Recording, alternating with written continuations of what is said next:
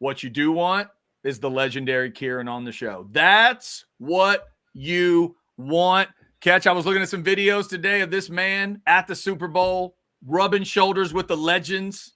We'll talk about that. We haven't talked to him since the Longhorn season ended. I know. We have a lot to discuss. We do. It is Kieran, ladies and gentlemen. There he is. What's up, Kieran? What's going on, guys? How we doing? Doing good, man. How about you? Oh, I'm doing great, man. Doing great. Sorry for the tardiness. I was supposed to be here about like 3-4 minutes ago. You're good. We were just talking some draft stuff.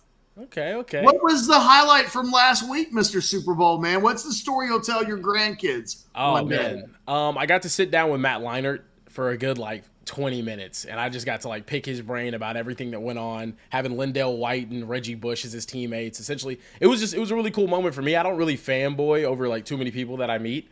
But with him, it was something. I just sat there and told him, I was like, dude, you're the reason why I'm so obsessed with college football. You losing that game in 2006, or 2005 rather, it was, just the cherry on top of my sports fandom. I bet that made him feel great. That? Oh no, he was fine with it. Okay. He was fine with it. The thing is, at this point in this, we talked a lot about his NFL journey and what it was like and all these other things. But I think with him, it was just I'm sure he's used to talking about that game. I think he gets asked about that game so many different times. So it was fun to talk about not that game that season and talk about all the pieces that went together in terms of building that team and how full circle it was, even for Steve Sarkisian. He was talking about last year when he's sitting in the middle of DKR interviewing him, and he's just what the hell is going on? You're really the head coach of the program that we had the most heartbreaking loss of our entire career, or my entire career, he said.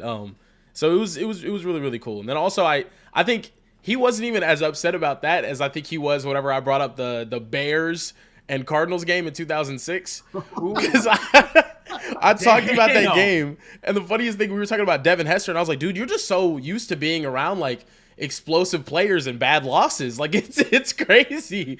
And that was that they are who we thought they were type game. When the coach afterwards, Dennis, I forgot what his name was, Dennis something. Dennis Green. Yeah, Dennis Green was giving that speech after the game. But I was essentially telling him all the stats of that game because that's one of my favorite games ever.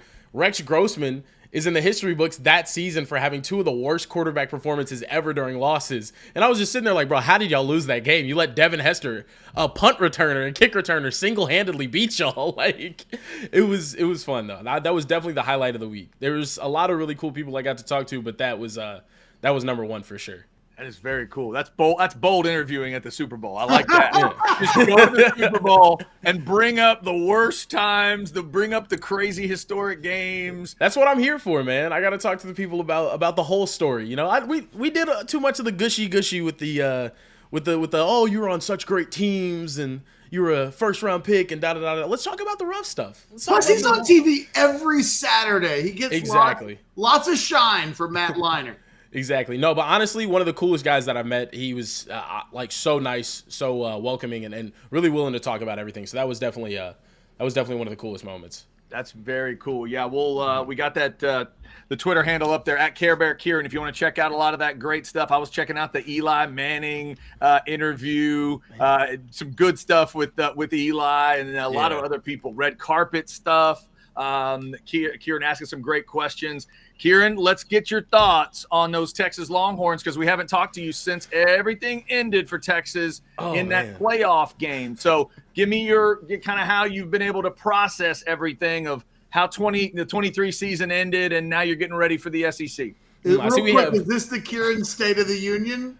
It might be. It might be the State of the Union right now. Yeah. So first and foremost, I see that specs in the bottom right corner. I want to thank them for helping my liver situation when I was down there in New Orleans. I've never really drank to get rid of the pain, but I did after that loss. It was I think my liver is just now recovering from all of the stuff that happened in New Orleans. But after the game, I think it hurt even more just watching Michigan run right up their ass during the national championship. It was just man, I really feel like we were 4 plays from the 12-yard line away from winning a national championship, and I wholeheartely believe that. Michigan fans hate that take, but I think we would have beat them if you would put us in that game. In Houston, Texas too, get out of here. It stung, but also I think that's just whenever you look at these teams that are building their elite programs, you got to take your lumps. Unless you're Nick Saban's Alabama, and you just go and win the first one that you're in at that new program. You got to take your lumps. Look at how long it took Kirby to get it figured out. Look at right now with Ryan Day and Ohio State. Like it's going to take some time. And I think year 3, in retrospect, now that the pain from like losing that is kind of wore off and we're getting into the next season, I'm so happy with how that we played. I'm so happy with how the fact that we even got there in the first place. Obviously, there was mistakes that were made, but it was nice to set a new standard. Now this season, well, you got to be there. Like you have to be there. Like in my opinion, especially looking at the schedule, we got one of the easier schedules in the SEC, and this is a killer conference. You got to win 10 games minimum.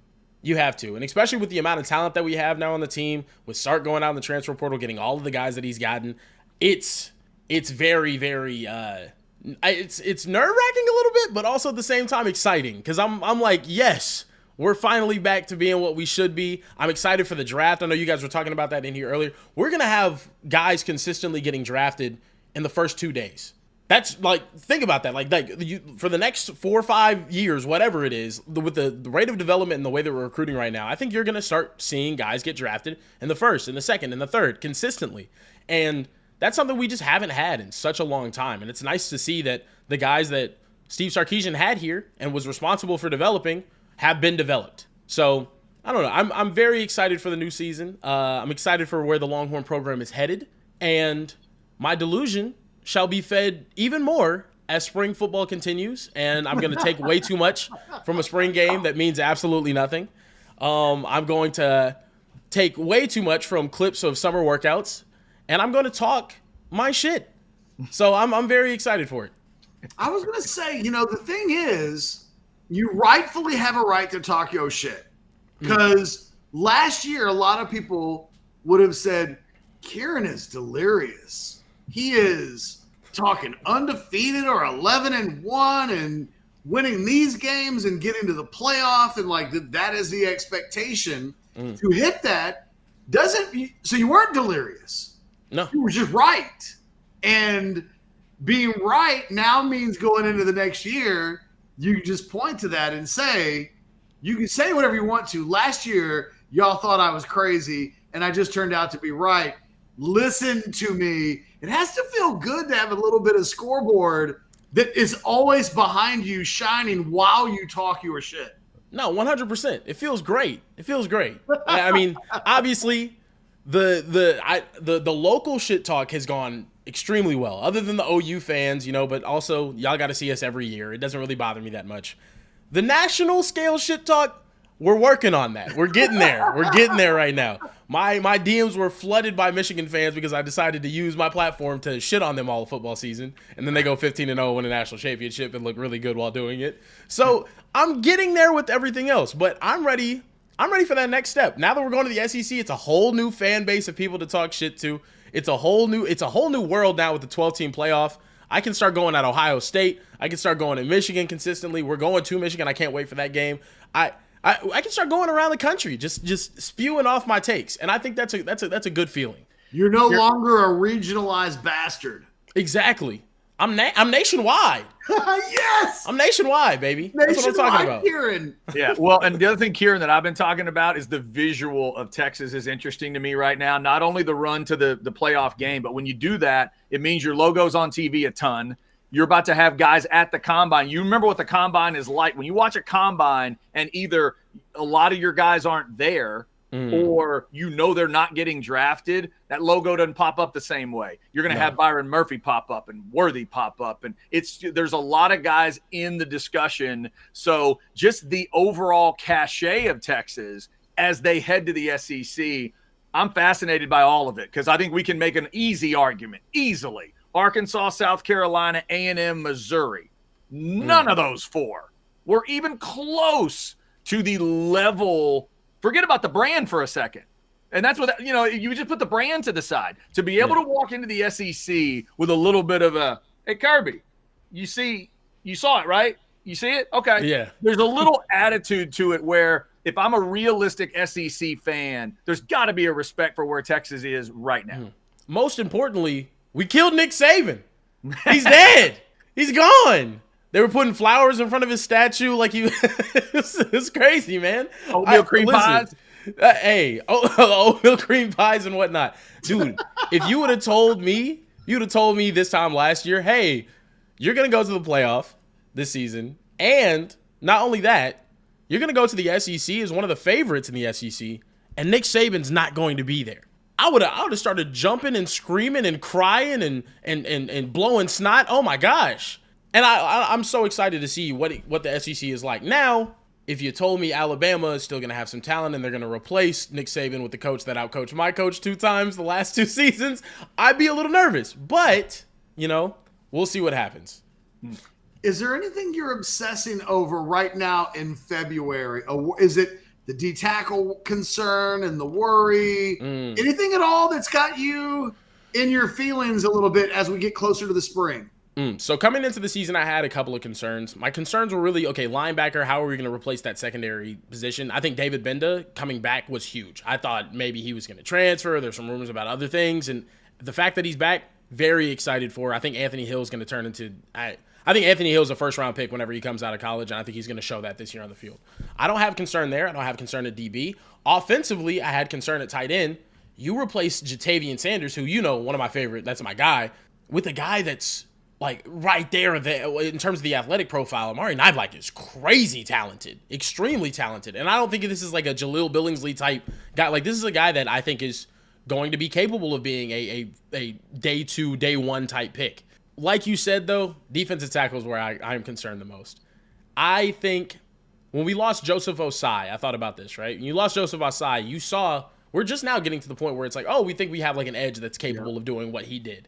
When you lose 2 guys like that, man, it's not just so easily replaceable. And we do have talent. I think Vernon Broughton this year showed incredible ability rushing the passer. Alfred Collins, he has those splash plays where 3 times a game, it's like, damn, he looks like one of the best players on the field, right? Losing the consistency and the dominance of Byron Murphy, and then I think Tavondre Sweat is one of the best run-stopping defensive tackle prospects since Vita Vea came out of Washington. That's how good Tavondre Sweat is against the run. Having that level of dominance on the line and being able to move the line of scrimmage and completely take away teams' run game going into the SEC, I'm not sure it's going to be to that same level. Are we still going to see a team that's giving up 9 rushing yards in a game or 50 rushing yards in a game like we were doing time and time again towards the later half of the season?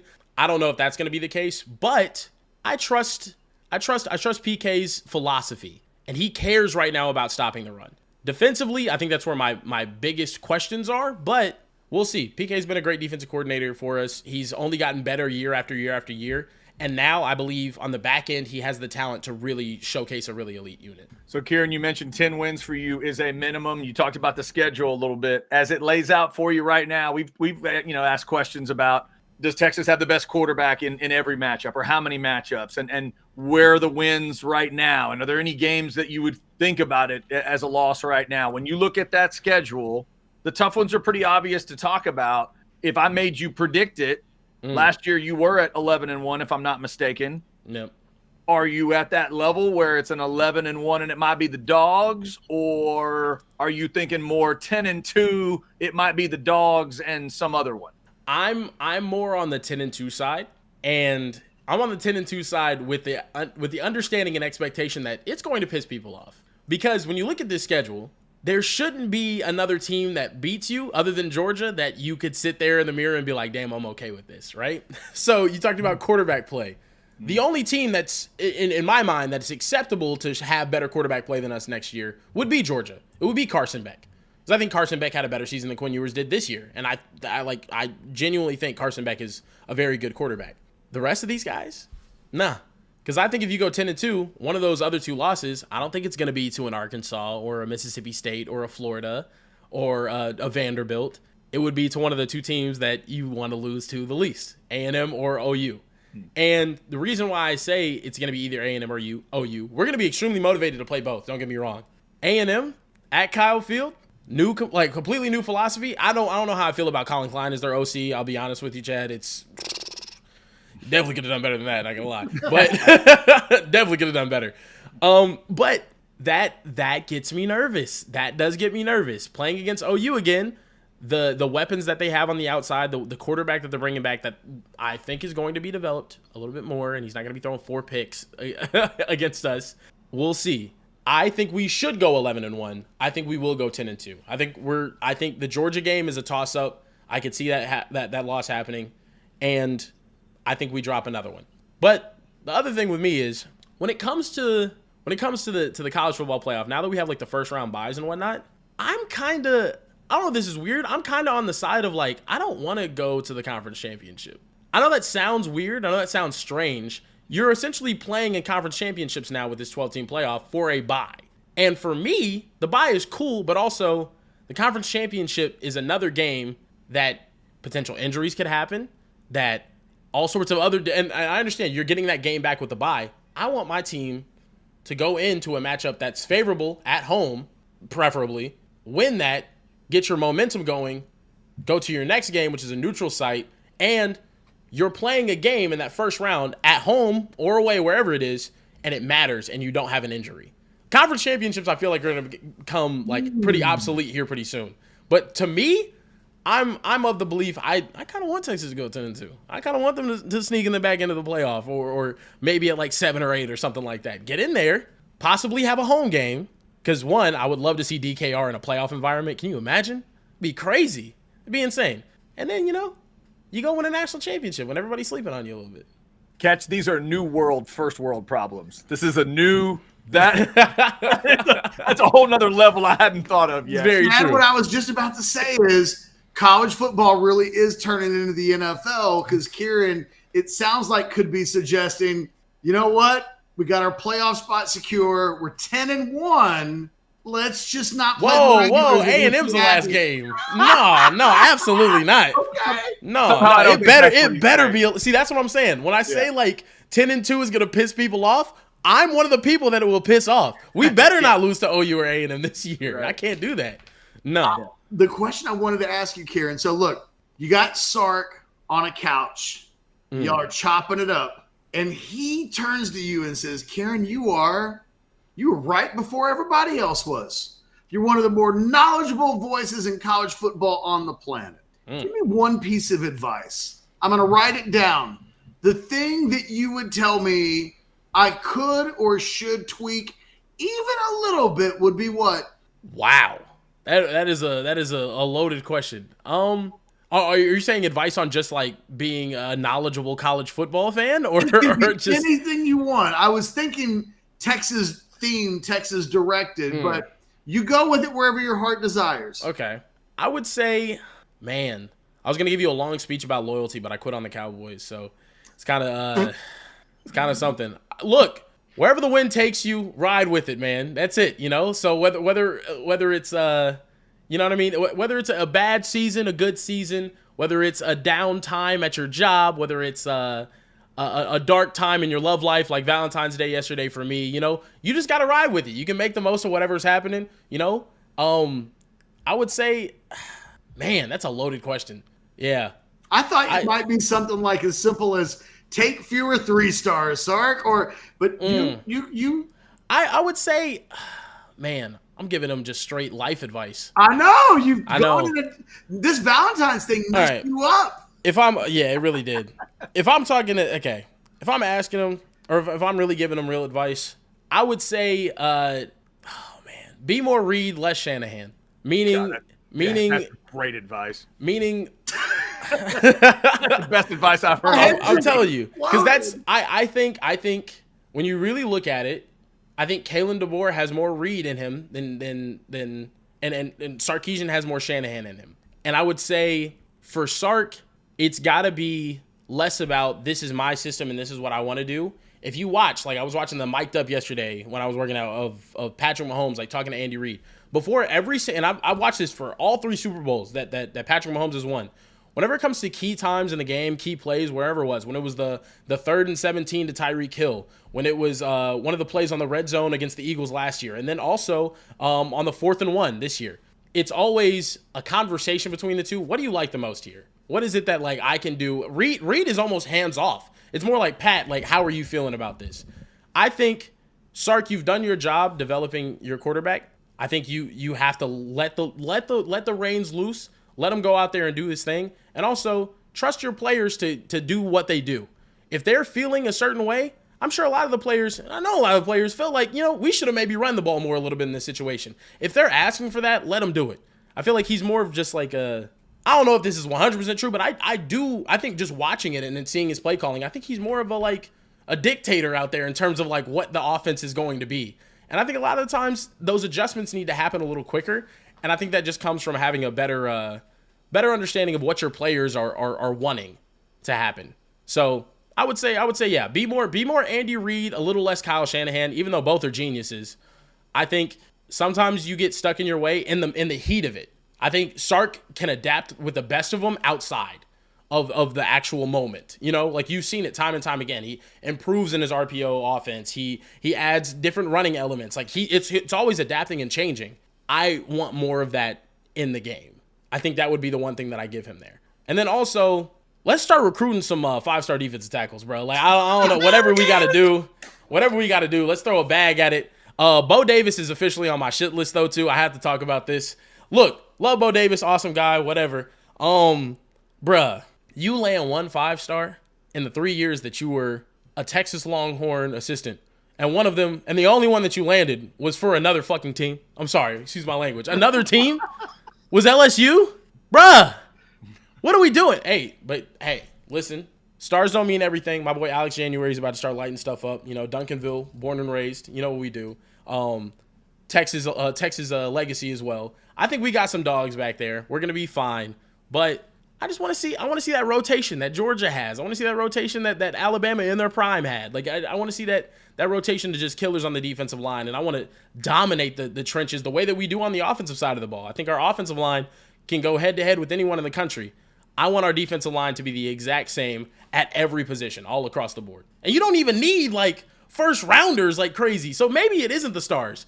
Maybe it's just more development, because Michigan moved mountains against Washington's offensive line. They made them look like trash.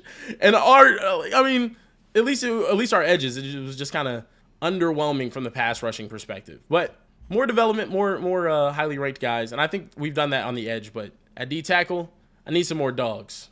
I do. So Chad, just for the record, my favorite thing about Kieran content, period, whether it's on our show or not, is that we went from he made a great point that made our heads explode. And I was thinking to myself, we'll rename the title of the video Less Shanahan, More Reid, and we'll get a thumbnail created where like Shanahan's crying and Reid's like, I don't know, right? And then out of nowhere, therapy session. It's like from enlightenment to give me a couple of minutes to say, what the fuck, Bo Davis? Yeah. Seamless. It just happened. Because the thing is, when Bo Davis came here, the narrative is he's a bag man. He's like, he's going to get all the big, nice recruits and da-da-da-da-da. And he missed for 2.5 straight years. He did. Look, don't get me wrong, because from the development standpoint, you can't complain whatsoever. And I also think I'm a little salty because I am going to miss him as a developer. I don't know what we have coming in terms of development, but I know for a fact Bo Davis did a phenomenal job with Byron Murphy, with Tamondre Sweat, with Vernon Broughton, all of those guys. Like every single one of the defense in the defensive interior got better. So I'm a little salty, but also at the same time, damn, what are we doing? Come on. I'm with you. You are speaking as always. You're a voice for the people. Yeah. I promise you, at least 5 people just said hallelujah as you finish your last sentence. Yeah, and Catch, I'm gonna go Costanza. I can't top that one, so I'm good. That was phenomenal, and it got more phenomenal as it went on. I'm with you. I thought it was phenomenal, and then it just kept getting more phenomenaler. Phenomenaler. Kieran, don't be such a stranger. We got to get you on. We can't let 2 whole months go by without you coming in, getting a Bo Davis hot take off your chest, and then lightening us. I'm going to think about less Shanahan, more Andy Reid for the rest of the year. It is going to be in my brain. I'm going to be in the middle of Texas games this year, and I'm going to be thinking, oh, he's doing that Shanahan thing again. Come on, big Andy Reid. That's what I'm saying. Crash I mean, that brick wall. and the Like thing the is, Kool-Aid man. the thing is too, it's like it's still relatively like early for Sark to make that change too. You look at, I mean, Andy Reid lost in a Super Bowl before. He was losing in the playoffs before because he couldn't get out of his own way at times. You look at Kyle Shanahan though, 3 times in the Super Bowl, man. 3 times in the Super Bowl. Like, look at, and also look at the reason why they lost the game and compare it to why Texas has lost some of the games that they've lost, especially against Washington. You're just not running the ball, bro. Like you're just not making the adjustments, whatever it needs to. Like I feel like we said that on Sunday at some point. It's funny how those things happen. They're both like the thing is, both of those guys have forgotten more football than we will ever know. They are absolute geniuses when it comes to the football stuff, but maybe sometimes they overthink a little bit. And that's one thing that I think Andy Reid, he's the greatest play caller in NFL history, but also he doesn't overthink it. Okay, I'm going to leave this in my players' hands. What do you guys like? What do you want here? I have a super duper special quarterback. I have a Hall of Fame tight end. I have a great offensive line. I don't really have crazy weapons, but at the same time, I don't need them because I have these guys that are special and they're capable of doing their job. Great offensive line. I'm going to be able to do what I need to. So he lets those guys be them. And that's the thing. Your job as a college football coach is to get them there, to develop them. When they get to that point, man, you gotta let the reins loose. You got to let them do what they do. Volleyball clap for Kieran, Chad. Great stuff as always. Volleyball clap. It's fantastic stuff as always. Kieran, we appreciate the visit, man. Great stuff from the Super Bowl. I know people are going to continue to go through that. And like Ketch said, we hope to talk to you soon, man. Take care of yourself. 100%, man. Thank you guys for having me on. I'll see you guys soon.